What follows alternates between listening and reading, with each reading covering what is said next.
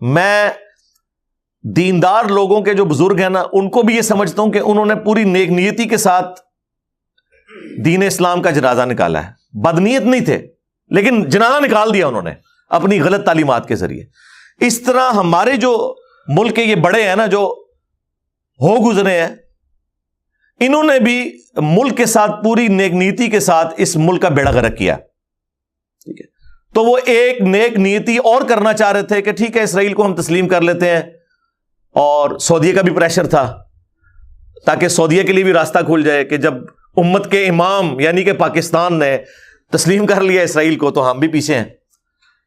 تو اور وہ یہ چاہ رہے تھے کہ جنرلی اس کی وجہ سے ایک انٹرنیشنل ٹریڈ میں ہمیں آسانی ہو جائے گی, اور ایک خام خواہ کی ایک دشمنیوں کی وجہ سے ہماری اکانومی کو بھی نقصان ہو رہا ہے.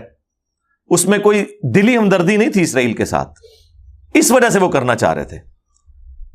لیکن